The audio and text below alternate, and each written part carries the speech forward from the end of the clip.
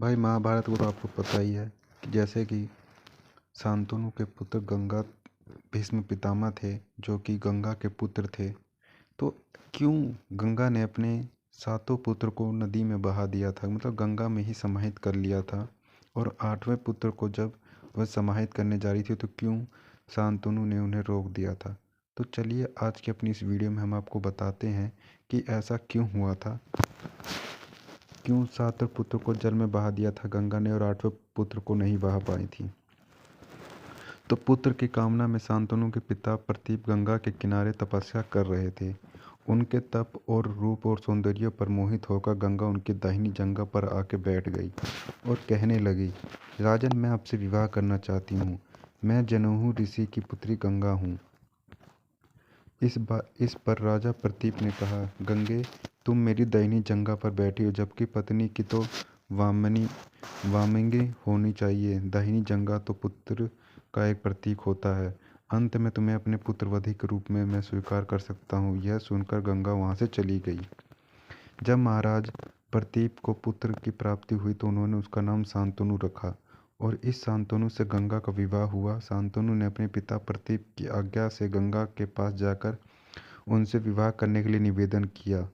गंगा ने कहा, राजन, मैं आपके साथ विवाह करने के लिए तैयार हूँ, लेकिन आपको वचन देना होगा कि आप मेरे किसी भी कार्य में हस्तक्षेप नहीं करेंगे। शांतनु ने गंगा को वचन देकर विवाह कर लिया। गंगा के गर्भ में महाराज शांतनु के 8 पुत्र हुए, जिनमें से 7 को गंगा ने गंगा नदी में ले जाकर बहा दिया। वचन के बंधे होने के कारण शांतनु कुछ नहीं बोल पाए।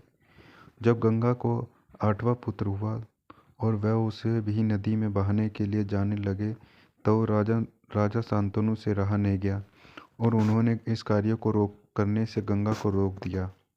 गंगा ने कहा, राजन, आपने अपनी प्रतिज्ञा भंग कर दी है, इसलिए अब आपके पास मैं नहीं रह सकती। इतना कहकर गंगा वहाँ से अंतर्ध्यान हो गई। महाराजा शांतनु ने अपने उस पुत्र को पाला पोसा और उसका नाम देवव्रत रखा। देवव्रत के किशोर अवस्था में होने पर उसे हस्तिनापुर का युवराज घोषित कर दिया गया। यही देवव्रत आगे चलकर भीष्म पितामह कहलाए। इसलिए गंगा ने बहाए थे सातों पुत्र को गंगा नदी में। एक बार धू नामक वसु ने वशिष्ठ ऋषि की कामधेनु का हरण कर लिया था। इससे वशिष्ठ ऋषि ने धू से कहा कि ऐसा काम तो मनुष्य करते हैं, इसलिए तुम 8 वसु मनुष्य हो जाओ।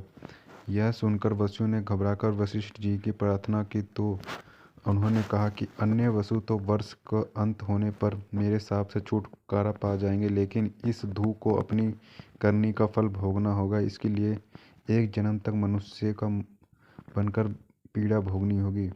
यह सुनकर वसुओं ने गंगा जी के पास जाकर उन्हें वशिष्ठ जी के शाप के बारे में बताया और यह प्रार्थना की कि आप मृत्यु लोक में अवतार लेकर हमें गर्भ में धारण करें और जो ही हम जन्म लें हमें पानी में डुबा दें। इस तरह हम जल्दी से मुक्त हो जाएंगे। गंगा माता ने स्वीकार कर लिया और यह युतपूर्ण शांतनु राजा की पत्नी बन गई और शांतनु से वचन भी ले लिया। शांतनु से गंगा के गर्भ में पले 7 पुत्र पैदा हुए। उन्हें उत्पन्न होते ही गंगा जी ने पानी में डुबा दिया, जिससे सातों वसु तो मुक्त हो गए, लेकिन 8वें में शांतनु ने गंगा को रोककर इसका कारण जानना चाहा। गंगा जी ने राजा की बात मानकर वसुओं को वशिष्ठ का शाप का सब हाल कहा सुनाया। राजा ने उस 8वें पुत्र को डूबने नहीं दिया और इस वचन भंगता के कारण गंगा ने 8वें पुत्र को सौंपकर अंतर्ध्यान हो गई और यह बालक धू नामक वसु था, जिसे हम भाई भीष्म पितामह कहते हैं, जो कि गंगा जी के पुत्र थे। तो यह भाई इसलिए गंगा ने अपने 7 पुत्र को गंगा में बहा दिया था। तो कैसी लगी गाइस आपको ये वीडियो? अगर वीडियो अच्छी लगी तो वीडियो को लाइक कर दें, चैनल पे नए हैं तो चैनल को सब्सक्राइब कर लें ताकि आने वाली वीडियो नोटिफिकेशन आपको मिलती रहे। तो मिलते हैं गाइस नेक्स्ट वीडियोज़ में।